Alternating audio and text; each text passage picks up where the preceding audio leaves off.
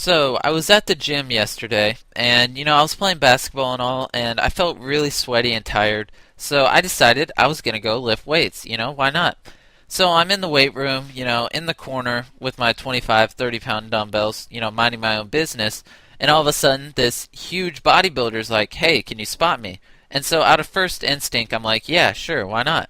And so he shows me to the bar and stuff, and there's three 45-pound weights on each side of the bar, and I'm like, holy crap, dude. And in my mind, I was like, dude, if you can't lift this, I can't do anything to help you.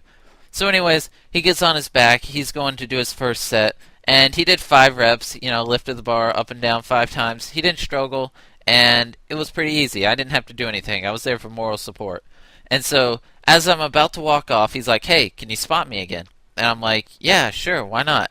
So, he gets on his back, he does his second set, and on about his last rep, his arm started to shake, but he managed to get the bar back on the rack, and I was nervous as crap, not gonna lie.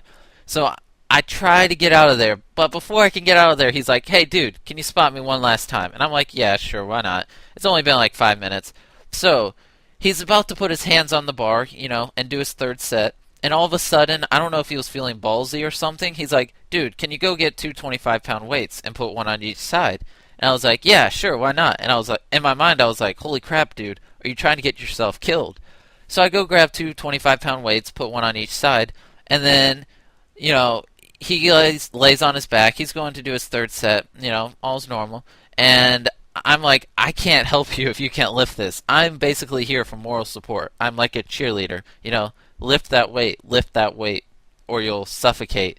So, anyways, he's going to do his third set. He lifts the bar off the rack. He didn't really struggle, and he does his first pump. He did his second pump, and around his fourth pump, he's bringing the bar down, and his arms start shaking. So immediately, I start lifting with all my might, and the truth of the matter is, the bar was stuck on his chest. He was pushing as hard as he could.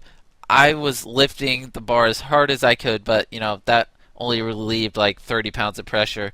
And so this guy was walking by. He's like, "Do you guys need help?" And I was like, "Yes." And so between the three of us, we managed to lift the bar and put it back on the rack. And I was like, "Holy crap!" And I immediately started walking away. And he's like, "Thanks, man." And I was like, "Yeah, you're welcome for whatever I did."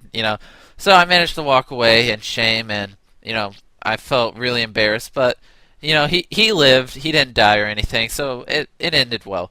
So, anyways, I don't know if you can get a lesson out of this story, but if you're a bodybuilder, don't ask the skinniest and scrawniest person in the room to spot you.